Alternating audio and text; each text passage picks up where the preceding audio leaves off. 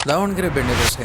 ಈ ದೋಸೆಗೆ 88 years of history ಇದೆ ಅಂದರೆ ನಂಬ್ತೀರಾ? 1928 ಚೆನ್ನಮ್ಮ ಮತ್ತು ಅವ್ರ ಫ್ಯಾಮಿಲಿ ದಾವಣಗೆರೆಗೆ ಮೂವ್ ಆಗಿ ಒಂದು ಸಣ್ಣ ಟೀ ಸ್ಟಾಲಲ್ಲಿ ರಾಗಿ ದೋಸೆ ಸೇಲ್ ಮಾಡಕ್ಕೆ ಸ್ಟಾರ್ಟ್ ಮಾಡ್ತಾರೆ. 10 ವರ್ಷದ ನಂತರ ಚೆನ್ನಮ್ಮ ಅವ್ರ ಮಕ್ಕಳು ಒಂದು ಎಕ್ಸ್ಪೆರಿಮೆಂಟ್ ಮಾಡೋಣ ಅಂತ ಹೇಳಿ ಅಕ್ಕಿ, ಉದ್ದಿನಬೇಳೆ, ಮಂಡಕ್ಕಿ ಈ ಮಿಕ್ಸ್ಚರಲ್ಲಿರೋ ಒಂದು ದೋಸೆನ ಒಯ್ದುಬಿಟ್ಟು ಅದ್ರ ಮೇಲೆ ಬೆಣ್ಣೆ ಹಾಕಿ ಖಾರವಾಗಿರೋ ಚಟ್ನಿ ಪ್ರಿಪೇರ್ ಮಾಡಿ ಸೇಲ್ ಮಾಡ್ತಾರೆ. ಇದೇ ಈಗಿನ ಫೇಮಸ್ ದಾವಣಗೆರೆ ಬೆಣ್ಣೆ ದೋಸೆ. 6 ವರ್ಷದ ನಂತರ ಅಂದರೆ 1944 ಅಲ್ಲಿ ಚೆನ್ನಮ್ಮ ಅವರ ಮಗ ಶಾಂತಪ್ಪ ದಾವಣಗೆರೆಯ ಫಸ್ಟ್ ಬೆಣ್ಣೆ ದೋಸೆ ಹೋಟೆಲ್ನ ಓಪನ್ ಮಾಡ್ತಾರೆ, ಶಾಂತಪ್ಪ ದೋಸೆ ಹೋಟೆಲ್. ಇವತ್ತಿಗೂ ಅದೇ ಫ್ಯಾಮಿಲಿಯವರು ಗಡಿಯಾರದ ಕಂಬದ ರೋಡಲ್ಲಿ ಹೋಟೆಲ್ನ ನಡೆಸ್ತಾ ಇದ್ದಾರೆ.